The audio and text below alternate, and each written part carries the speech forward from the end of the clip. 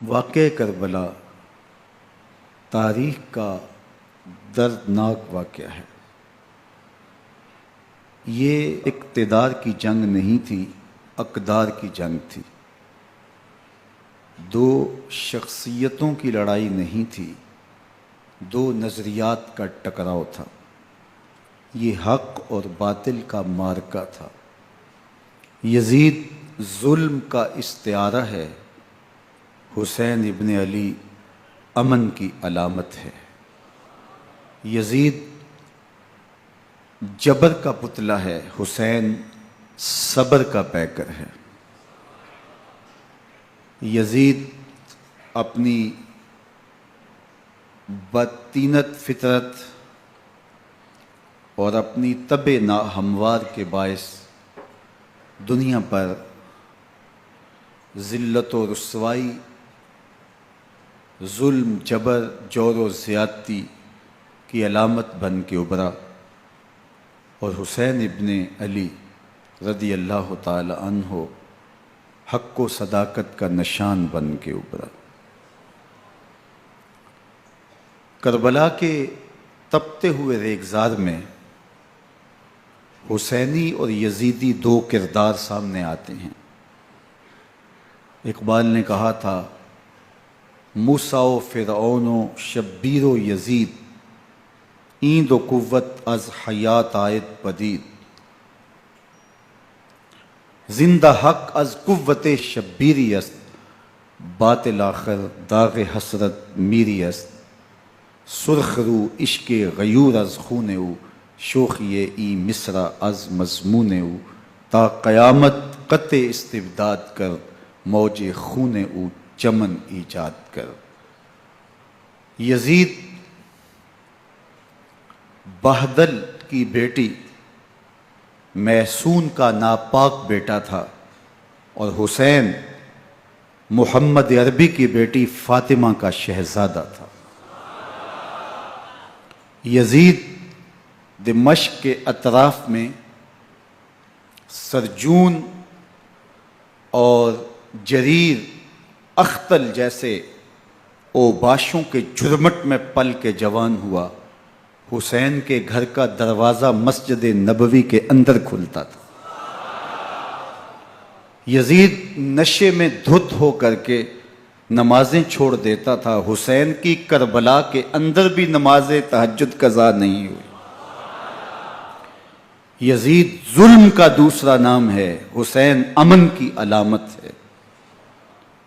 یزید نے زندگی میں ایک مرتبہ حج کیا اور شراب کے مٹکے ساتھ لے کے آیا، اور اختل اور دیگر گویوں اور مغنیوں کو اپنے ساتھ رکھا تاکہ سفر آسانی سے کٹے۔ حسین ابن علی نے 25 حج سواری ہونے کے باوجود پیدل کیے۔ یزید حج بیت اللہ کے بعد مدینہ المنورہ آیا اور شراب کی ایک مجلس بپا کی۔ حضرت امام حسین رضی اللہ تعالی عنہ جب وہاں پہنچے تو شراب کی پھیلی ہوئی بدبو کو محسوس کرتے ہوئے فرمایا، یہ بو کیسی ہے؟ تو نشے میں دھت یزید بولا، یہ شام میں بنتی ہے، اور ایک جام منگوایا اور اس کو پیتے ہوئے دوسرا جام حضرت امام حسین رضی اللہ تعالی عنہ کی طرف بڑھاتے ہوئے کہا، ابا عبداللہ لیجئے۔ تو حضرت امام حسین رضی اللہ تعالی عنہ نے فرمایا، میں اس کی طرف دیکھتا بھی نہیں ہوں، اور پھر وہ عشقی اشعار پڑھنے لگا۔ جب یزید کی شراب نوشی کا منظر امام حسین رضی اللہ تعالی عنہ اپنی آنکھوں سے دیکھ چکے تھے، تو مجھے بتاؤ یزید کے ہاتھ پہ امام حسین کا پاک ہاتھ کیسے آتا؟ حضرت امام حسین رضی اللہ تعالی عنہ جس ماحول میں پلے تھے، جس ماحول میں پرورش پائی تھی، جس ماحول میں رہے تھے، وہ پاکیزہ اور تقدس مآب ماحول تھا۔ اور یزید کبھی اطراف دمشق میں، کبھی غوطہ میں، کبھی الخضرہ محل میں، اور کبھی کہاں داد عیش دیتا رہا اور لہو و لعب کے اندر مصروف رہا، اور اس کی زندگی ان چیزوں سے عبارت تھی۔ وہ محرمات کو حلال قرار دیتا، شراب نوشی اس کی ہڈیوں میں رچی ہوئی تھی، اور شریعت بیضا کا مذاق اڑایا کرتا۔ اور حسین ابن علی رضی اللہ تعالی عنہ کی دوستیاں جن لوگوں سے تھی وہ عبداللہ ابن عباس تھے، عبداللہ ابن عمر تھے، حضرت عبد الرحمن بن ابو بکر رضی اللہ تعالی عنہ تھے۔ یزید تو جوا کھیلتا رہا، یزید تو قمار بازی کرتا رہا، یزید تو شراب نوشی کرتا رہا، اور حسین ابن علی مسجد نبوی کے ممبر میں حضور کے پہلوؤں میں بیٹھتے رہے۔ زمانے نے وہ منظر دیکھا کہ سرخ رنگ کے جوڑے پہنے ہوئے حسنین کریمین حجرہ فاطمہ سے نکلتے ہیں، کم عمری کی وجہ سے کبھی گرتے ہیں کبھی سنبھلتے ہیں، اور آقا کریم خطبہ ارشاد کر رہے ہیں، خطبہ چھوڑ کے حضور نے شہزادوں کو اٹھا لیا۔ وہ منظر بھی زمانے نے دیکھا۔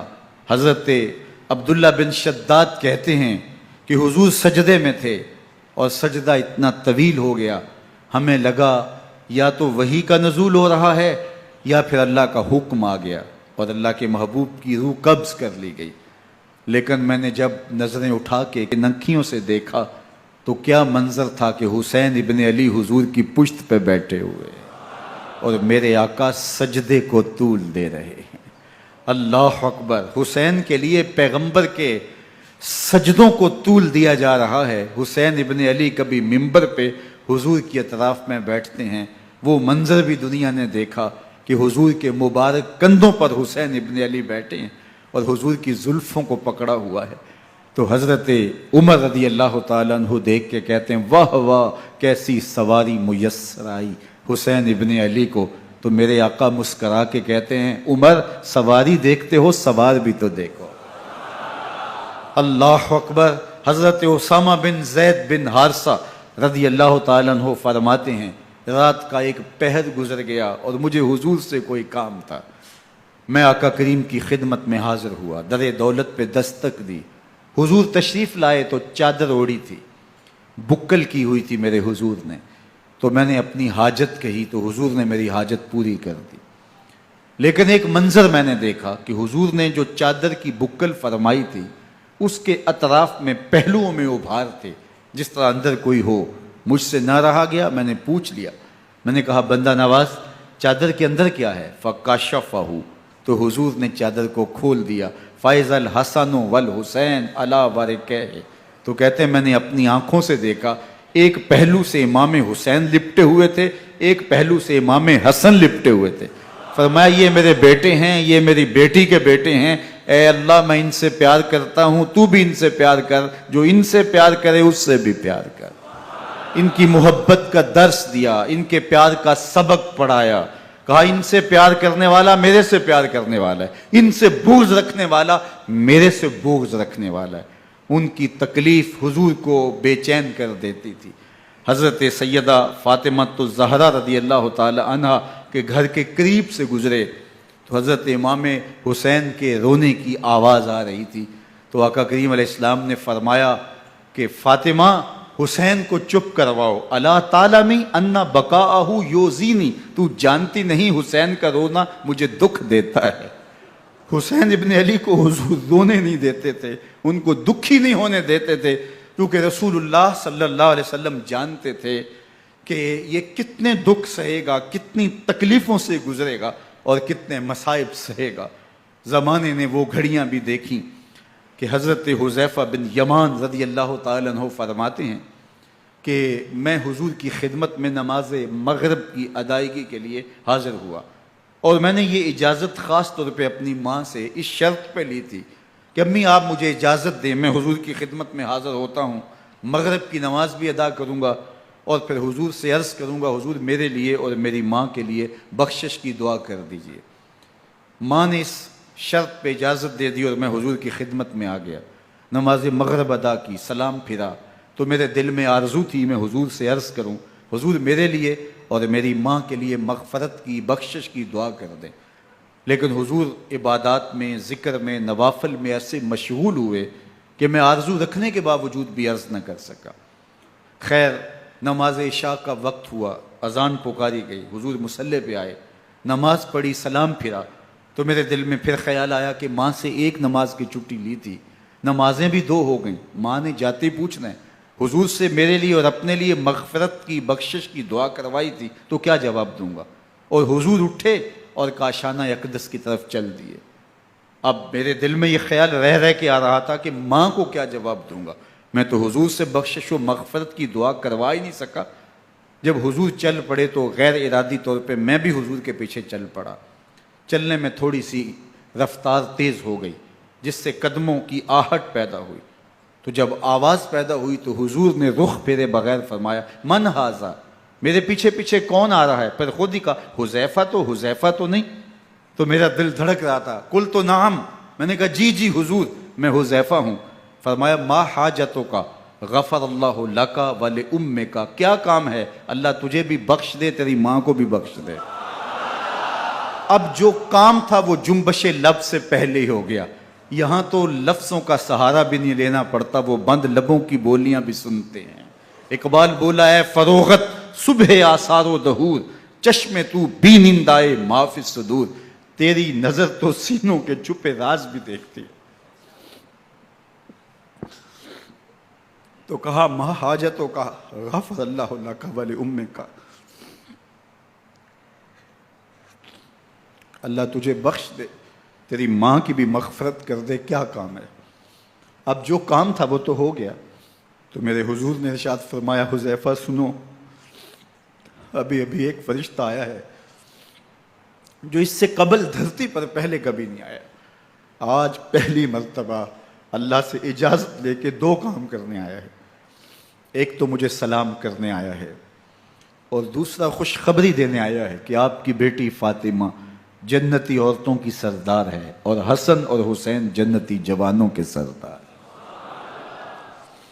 ایک طرف یزید ناپاک میسون کا پلیت بیٹا، اور ایک طرف محمد عربی کا نواسا، فاطمہ کے دودھ کا اثر، علی المرتضیٰ کے خون کی تاثیر، رسول اللہ صلی اللہ علیہ وسلم کے کندھوں پہ بیٹھنے والا۔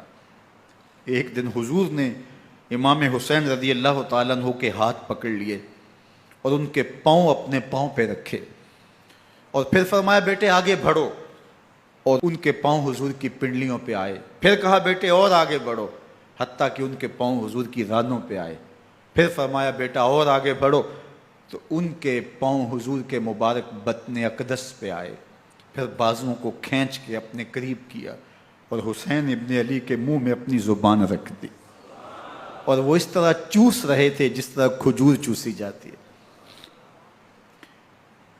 تو اللہ کے محبوب علیہ السلام نے حسین ابن علی کو اپنی زبان کا لعاب دہن دے کر کے، وہ شیر رحمت دے کر کے، وہ کوثر و تسلیم سے پاکیزہ تر آب رحمت عطا کر کے ان کی ہمیشہ کے لیے پیاس بجھا دی، تاکہ کل کربلا کے تپتے ہوئے ریگزار میں حسین ابن علی کو پیاس کی شدت تنگ نہ کرے اور پائے استقلال میں لغزش نہ آنے پائے۔ ان نازوں سے پالے ہوئے حسین کو، ان محبتوں سے پالے ہوئے حسین ابن علی کو امتحان بھی اتنے بڑے درپیش تھے۔ یاری تیری سونا پر ازمیشاں تیریاں اگ، سونا پرکھیا جامدہ ہے نال اگاں دے لگ۔ جتنا بڑا شخص ہوتا ہے اتنی آزمائشیں بھی بڑی ہوتی ہیں۔ پیغمبر رحمت کی آغوش میں کھیلنے والا، حجرہ فاطمہ کا جانشین، مصلی رسول کا وارث، منبر رسول صلی اللہ علیہ وآلہ وسلم پر حضور کے مبارک پہلو اور گود میں بیٹھنے والا حسین، حضور کی زبان چوسنے والا حسین، حضور کے کندھوں پہ سواری کرنے والا حسین، آقا کریم علیہ الصلوۃ والسلام کے مبارک سجدے کی حالت کے اندر حضور کی پشت پہ کھیلنے والا حسین، جس حسین کا دروازہ مسجد نبوی کے اندر کھلتا تھا اور یزید کی کرتوتوں کے چشم دید گواہ تھے۔ یزید جب تخت نشین ہوتا ہے تو اسے یہ فکر ہوتی ہے کہ امام حسین، عبداللہ بن زبیر، عبداللہ بن عمر، عبداللہ ابن عباس یہ میری بیعت کریں۔ اور وہ ولید بن عقبہ کو لکھتا ہے کہ ہر صورت میں ان کی بیعت لو، اور اگر بیعت نہ دیں تو سختی کرو۔ حضرت امام حسین رضی اللہ تعالی عنہ کو بلاوا آتا ہے کہ آپ کو دارالامارت میں گورنر ہاؤس میں بلایا جا رہا ہے، ولید بن عقبہ کا پیغام آپ کو پہنچتا ہے۔ آپ اس وقت فرماتے ہیں کہ اس وقت جو پیغام پہنچا ہے وہ کسی خطرے سے خالی نہیں ہے، تو کچھ سواروں کو ساتھ لیا، کہا تم دارالامارت کے باہر کھڑے رہنا، اگر میری آواز بلند ہوئی تو اندر آ جانا، ورنہ تم انتظار کرنا۔ آپ اندر گئے۔ ولید بن عقبہ نے مروان کو بھی بلایا تھا۔ مروان بن حکم یہ گورنر مدینہ ولید سے پہلے رہ چکا ہے، تو اس نے مشورہ دیا کہ سختی کی جائے۔ خیر ولید بن عقبہ نے کہا کہ یہ خط ہے، حضرت امیر معاویہ کا انتقال ہو گیا اور یزید تخت نشین ہوا ہے، لہٰذا وہ آپ سے بیعت کا مطالبہ کرتا ہے۔ تو حضرت امام حسین رضی اللہ تعالیٰ عنہ نے فرمایا کہ میرے جیسا شخص یوں چھپ کے بیعت نہیں کر سکتا، اور آپ واپس پلٹے۔ مروان بن حکم نے ولید بن عقبہ کو کہا کہ یہ موقع ہے، جانے نہ دیا جائے، اگر یہ نکل گئے تو دوبارہ تم قابو نہیں پا سکو گے، اور انہیں یہیں قتل کر دیا جائے۔ حضرت امام حسین رضی اللہ تعالیٰ عنہ نے یہ بات سن لی۔ کہتے ہیں حضرت امام حسین انہی قدموں کے بل واپس پلٹے اور مروان بن حکم سے مخاطب ہو کے کہا، مروان کیا بول رہا ہے؟ وہ خاموش ہو گیا۔ فرمایا تو جانتا نہیں ہم کون ہیں؟ آنا حسین ابن علی ابن ابی طالب، میں حسین ہوں، میں علی کا بیٹا ہوں، ہمارے گھر میں قرآن اترتا رہا ہے، وحی کا نزول ہوتا رہا ہے، اور یزید فاسق ہے، فاجر ہے، مسلمانوں کا قاتل ہے اور شرابی ہے، میں ڈنکے کی چوٹ پہ یزید کی بیعت سے انکار کرتا ہوں۔ بس حیدری کچھار سے محمدی شیر نکل آیا ہے۔ اب اوسان خطا ہو گئے، راستہ چھوڑ دیا، واپس آئے، سیدہ زینب سے ملے، کہا مدینے کو چھوڑنا پڑے گا۔ کہا بھیا کیا ہوا؟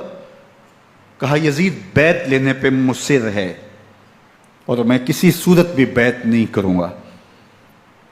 رسول اللہ کا مدینہ ہمارے خون سے لالا زار بنے گا، میں نہیں چاہتا کہ حضور کے شہر نور کی حرمت پامال ہو۔ دوستو وہ کیسا منظر ہوگا جب حسین ابن علی نے آخری حاضری حضور کے روضے پہ دی ہوگی۔ حاجی یا معتمر 10 دن کے لیے، 8 دن کے لیے، 20 دن کے لیے مدینہ المنورہ عارضی سکونت اختیار کرتا ہے، اور حضور کے روضہ انور سے، اس شہر نور سے، ان گلیوں سے، ان بام و در سے ایسا مانوس ہو جاتا ہے کہ جب واپس پلٹ رہا ہوتا ہے ان دعاؤں کے ساتھ کہ دوبارہ آنا بھی نصیب ہو، اور اسے لگتا ہے کہ میں دوبارہ بھی بلایا جاؤں گا، لیکن اس کے باوجود شہر حبیب چھوڑنا قیامت سے کم نہیں ہوتا۔ اعظم چشتی مرحوم آخری بار جب حضور کے روضہ انور پہ گئے تو بیمار تھے، ویل چیئر پہ تھے۔ باب بقی سے باہر نکلے تو خادم سے کہا کہ میری ویل چیئر پیچھے سے کھینچو تاکہ میرا رخ روضہ انور کی طرف رہے، اور وہ پیچھے سے کھینچتا چلا جا رہا ہے، اور جب باب مکہ سے پیچھے جنت البقیع کے قریب سے گنبد خضرا نگاہوں سے اوجل ہونے لگا تو اعظم چشتی مرحوم نے کہا، جان بدن سے نکلتی ہے اعظم، جان بدن سے نکلتی ہے اعظم، کوئی آسان ہے مدینے سے جدا ہونا، کوئی آسان ہے مدینے سے جدا ہونا۔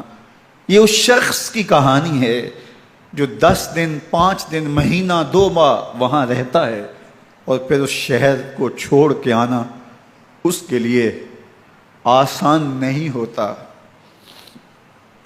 اور مجھے بتاؤ کہ حسین جو پیدا مدینے میں ہوا، جس کے گھر کا دروازہ مسجد نبوی کے اندر کھلتا تھا، جو مسجد نبوی کے اندر پرورش پا کے جوان ہوتا ہے اور مدینے کی گلیوں میں کھیلتا رہا، اس حسین ابن علی کے لیے مدینہ چھوڑنا، اور پھر وہ اس بات کا علم اور شعور رکھتے تھے کہ یہ آخری بار حضور کے در پہ حاضری ہے، دوبارہ اس شہر نور میں نہیں آ سکوں گا، تو کیا قیامت ہوگی اور کیا منظر ہوگا۔ محمد بن حنفیہ کے علاوہ خاندان نبوت کے جتنے لوگ تھے ان سب نے شہر مدینہ کو الوداع کہا، اور رات کے موقع میں مدینہ المنورہ کو، مسجد نبوی کو چھوڑ کر کے مکہ کی جانب عازم سفر ہوئے۔ 3 شعبان المعظم کو مکہ المکرمہ پہنچتے ہیں، ادھر کوفیوں کے خطوط آنے شروع ہو جاتے ہیں۔ حضرت امام حسین رضی اللہ تعالیٰ عنہ مسلم بن عقیل رضی اللہ تعالیٰ عنہ کو صورتحال معلوم کرنے کے لیے بھیج دیتے ہیں۔ 40,000 کوفی آپ کے ہاتھ پہ بیعت کر لیتے ہیں۔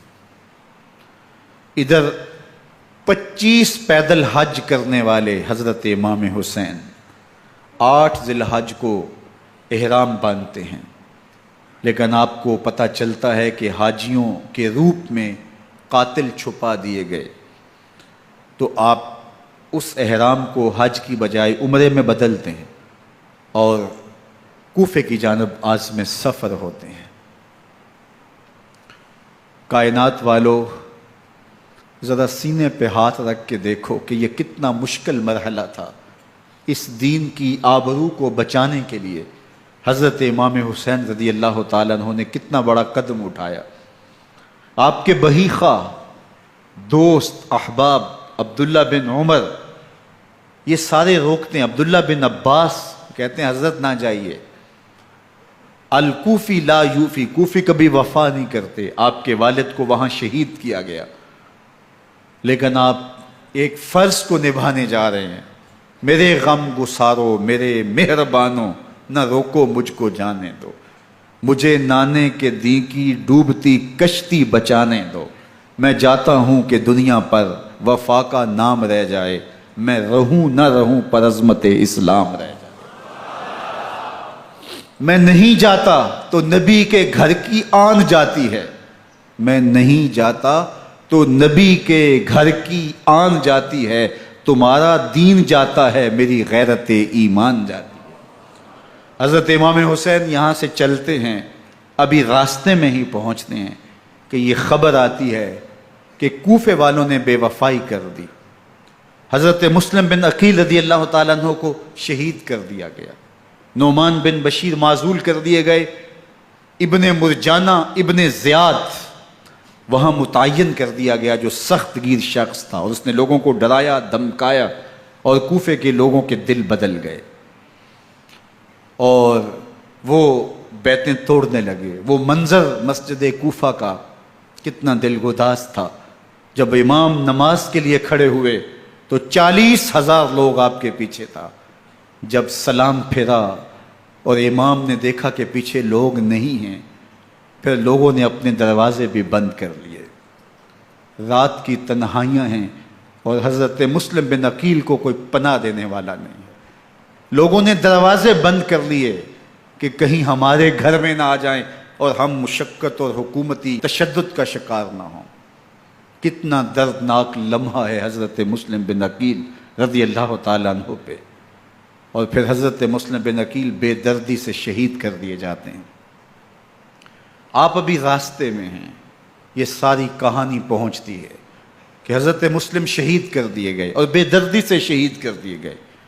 وہ جنہوں نے خط لکھے تھے کہ ہم آپ کے ساتھ ہیں اور ہم منتظر ہیں، چشم برا ہیں، آپ کے قدموں کی چاپ سننے کے لیے بےتاب ہیں، آج انہوں نے بیتیں توڑ دی، 40,000 کوفی منحرف ہو گئے۔ مسجد کوفہ کا وہ منظر کس قدر روح کو تڑپا دینے والا تھا۔ ہم پچھلے سال عصر اور مغرب کے درمیان جب کوفہ پہنچے تو سورج ڈوبنے کے قریب تھا۔ میں نے اپنی زندگی میں اتنا اداس موسم کہیں نہیں دیکھا جتنا اداس موسم کوفے میں دیکھا۔ ایسے لگتا تھا جس طرح کوفے کی آب و ہوا آج بھی شرمندہ ہے۔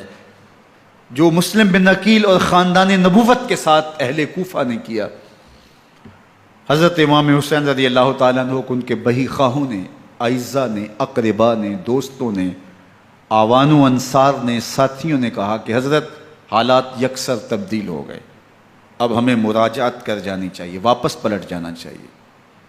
تو حضرت امام حسین کافی سوچ بچار میں رہے، پھر اس کے بعد آپ نے فیصلہ کیا کہ ہم آگے بڑھیں گے۔ دوستوں نے کہا کہ حضرت اگر آپ آگے بڑھیں گے تو ہمیں لگتا ہے کہ وہ آپ کے ساتھ سلوک اچھا نہیں کریں گے اور آپ بچوں کے سامنے پیاس سے شہید کر دیے جائیں گے۔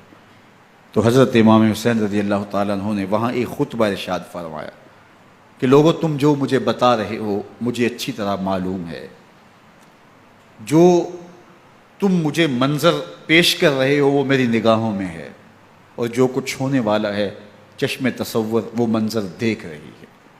چونکہ حضرت امام حسین رضی اللہ تعالیٰ عنہ کی شہادت کی خبر حضرت امام حسین کے پیدا ہوتے ہی خاندان نبوت میں عام تھی۔ حضور علیہ الصلوۃ والسلام کو یہ بات جبریل امین نے آ کے بتائی تھی جب حسین ابن علی کے ساتھ حضور محبت کا اظہار کر رہے تھے، تو یہ جبریل امین نے آ کے کہا تھا حضور آپ کا یہ بیٹا ارض طف میں شہید کر دیا جائے گا، اور کربلا کی مٹی لا کے حضور کو دی اور ام سلمہ کو حضور نے عطا کر دی۔ حضرت ام سلمہ کہتی ہیں کہ ایک دن میں سوئی تو خواب دیکھا کہ حضور کے مبارک بال بکھرے ہوئے ہیں اور سخت پریشان ہیں، تو میں نے کہا کہ حضور آپ کی یہ کیا حالت ہے؟ وَبِيَدِهِ قَارُورَةٌ، اور حضور کے ہاتھ میں ایک شیشی ہے، فِيهَا دَمٌ، جس کے اندر خون ہے۔ تو میں نے کہا حضور یہ کیا؟ فرمایا میں قتل گاہ حسین سے آ رہا ہوں اور یہ حسین ابن علی کا خون ہے۔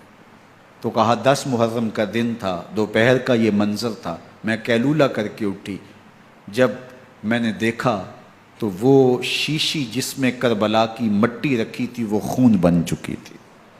تو یہ خبر پہلے دی گئی تھی، یہ بتا دیا گیا تھا۔ فرمایا میرے دوستو جو تم مجھے بتاتے ہو میں اس سے بے خبر نہیں ہوں، یہ سب کچھ ہونے والا ہے، لیکن اس کے باوجود میں کیوں جا رہا ہوں؟ تو آپ کا ایک تاریخ ساز جملہ ہے جو کربلا کے فلسفے کو ہمارے سامنے رکھتا ہے کہ یہ اتنا بڑا امتحان کیوں دیا۔ حضرت امام حسین رضی اللہ تعالیٰ عنہ نے فرمایا وَلَكُمْ فِي أُسْوَةٌ، میں اس لیے جا رہا ہوں قیامت تک ظلم، جبر اور ناانصافی کے خلاف کھڑے ہونے والوں کے لیے کوئی نمونہ تو ہو۔ میری زندگی قیامت تک ظلم، جبر اور استحصالی نظام کے خلاف کھڑے ہونے والوں کے لیے نمونہ ہے۔ تو حضرت امام حسین رضی اللہ تعالیٰ عنہ نے حق اور باطل کے درمیان ایک سرخ لکیر کھینچ دی اپنے خون سے۔ اب حق اور باطل کا امتیاز کرنا مشکل نہیں ہے، کوئی باطل پہ اڑا رہے تو الگ بات ہے، لیکن امتیاز کرنا مشکل نہیں ہے۔ حدود بالکل واضح کر دیں۔ اقبال نے یہاں کتنی خوبصورتی کے ساتھ اس مضمون کو نبھایا۔ سرخ رو عشق غیور از خون او، شوخی این مصرع از مضمون او، تا قیامت قطع استبداد کر، موج خون او چمن ایجاد کر۔ ایک جہاں آباد کر دیا، حق اور باطل کی راہیں اجال دی۔ اب لوگوں کو یزید کا چہرہ پہچاننے میں دیر نہیں لگتی، وقت کے ہر یزید کا چہرہ آسانی سے پہچانا جا سکتا ہے۔ یہ معرفت زمانے کو کروائی کس نے؟ حسین ابن علی نے کروائی رضی اللہ تعالی عنہ۔ تو حضرت امام حسین نے فرمایا کہ جو میرے ساتھ ہونے والا ہے میں اچھی طرح جانتا ہوں، لیکن میں اس کے باوجود آگے بڑھوں گا۔ پھر بڑھے اور کربلا میں جا کے خیمہ زن ہو گئے۔ 7 محرم کو پانی بند کر دیا گیا، پانی بند ہوا تو کھانا بھی میسر نہیں تھا، لیکن ذکر پانی کا ہوتا ہے اس لیے کہ کھانے کے بغیر انسان کئی دن کاٹ لیتا ہے، لیکن پانی کے بغیر گزر نہیں ہوتی۔ تو فرات کی نہر سامنے اپنی موجوں کے ساتھ چمک رہی ہے، لیکن ایک قطرہ آب بھی آل رسول کو نہیں دیا جا رہا۔ کائنات کے اندر ایسے انوکھے امتحان بھی ہوتے ہیں۔ وارث ہوں ساقی کوثر کے، مالک ہوں حوض کوثر کے، اور بیٹے ہوں ساقی کوثر کے، اور آج ایک بوند پانی کی بھی میسر نہ ہو۔ صبر کا امتحان ہے، عزیمت کا امتحان ہے۔ حضرت امام حسین رضی اللہ تعالیٰ عنہ خیمہ زن ہو گئے۔ 3 دن تک پانی بند رہتا ہے، 9 محرم کو رات کی تنہائی میں حملہ آور ہونا چاہتے ہیں، لیکن آپ نے کہا کہ ہمیں اللہ کے حضور عبادت اور ذکر کے لیے وقت دیا جائے۔ ساری رات ذکر میں گزرتی ہے، عبادات میں گزرتی ہیں۔ رات کے اندھیرے میں آپ چراغ بجھا دیتے ہیں۔ آوان و انصار کو کہتے ہیں کہ ان کی دشمنی میرے ساتھ ہے، انہیں میرا خون چاہیے، اگر تم رات کی تاریکی میں نکل جاؤ تو میں تم سے کوئی مواخذہ نہیں کروں گا، اور یہ بھی تمہارا پیچھا نہیں کریں گے، اس لیے کہ ان کا مطلوب تم نہیں ہو، ان کا مطلوب میں ہوں۔ جب چراغ جلایا تو کوئی بھی نہیں گیا۔ مسلم بن نوسجہ کھڑے ہو کے کہتے ہیں حضرت اگر ہمارے بدن کو 70 بار کاٹا جائے اور جلایا جائے اور ہواؤں میں اڑا دیا جائے پھر بھی آپ کا ساتھ نہیں چھوڑیں گے۔ 70 سال کے بوڑھے ہیں حبیب بن مظاہر، کہتے ہیں حضرت آپ کو چھوڑ کے جائیں کہاں، آپ کو چھوڑ کے جائیں کہاں، کوئی ساتھ چھوڑنے کے لیے تیار نہیں ہے۔ پیاس ہے، سخت گرمی ہے، کربلا کا ماحول ہے، 72 افراد اور خاندان کی خواتین میدان کربلا میں خیمہ زن ہیں۔ دوسری طرف لشکر اعداء اشقیا 22,000 کی تعداد میں مقابلے میں، ایک روایت 30,000 کی ہے۔ ان صرف 72 پیاسے لوگوں کے لیے اتنے لوگوں کو جمع کرنے کا مقصد خوف زدہ کرنا تھا۔ شرط ہے کہ یزید کی بیعت کر لیں، محاصرے توڑ دیں گے، پانی دستیاب ہوگا، اعزاز و اکرام سے نوازا جائے گا، خزانوں کے منہ کھول دیے جائیں گے۔ لیکن حسین ابن علی کہتے تھے سب کچھ لٹ جائے گا، باطل کے ہاتھ پہ ہاتھ نہیں رکھوں گا۔ اللہ اکبر۔ اب صبح طلوع ہوتی ہے، عاشور کا دن چڑھتا ہے، سورج اپنی پوری تمازت کے ساتھ گرمی برسا رہا ہے۔ آج خاندان نبوت کا امتحان زمانے نے دیکھنا ہے۔ رسول اللہ کا لعاب چوسنے والا اس کے صبر کا آج امتحان ہے، حضور کے کندھوں پہ کھیلنے والے حسین کا آج امتحان ہے۔ اللہ اکبر۔ حسین ابن علی تمام حجت کرتے ہیں میں نے تمہارا کچھ نہیں بگاڑا، میں نے کسی کا خون نہیں کیا، میں نے کوئی زیادتی نہیں کی، تم کیوں میرے قتل کے در پہ ہو؟ تم جانتے نہیں میں کون ہوں؟ میں تمہارے نبی کا نواسا ہوں، رسول اللہ صلی اللہ علیہ وآلہ وسلم کے کندھوں پہ کھیلتا رہا ہوں، حضور کا لعاب چوستا رہا ہوں، اور میں بوسہ گاہ رسول صلی اللہ علیہ وآلہ وسلم ہوں۔ لیکن ان اشقیاء کے دل پر کوئی چیز اثر انداز نہیں ہوتی۔ ایک ہور ہے، اللہ اس کے دل میں نرمی ڈالتا ہے۔ پہلے تو امام حسین کو گھیر کے لے کر کے آتا ہے، لیکن بعد میں وہ قافلہ یزید سے قافلہ حسین کی طرف آ جاتا ہے۔ امام حسین فرماتے ہیں تو دنیا میں بھی ہور ہے، آخرت میں بھی ہور ہے، آزادی مل جاتی ہے۔ باقی 22,000 کا لشکر جرار امام حسین کے قتل کے در پائے ہے۔ پھر تاریخ نے خاندان نبوت کا وہ انوکھا امتحان دیکھا۔ حضرت امام حسین کے بچے بالخصوص خواتین پیاس کی شدت میں حلق خشک ہیں۔ حضرت سکینہ تڑپ کے اپنے باپ سے کہتی ہیں کہ مجھے 6 ماہ کے لیے اصغر کی پیاس نہیں دیکھی جا رہی۔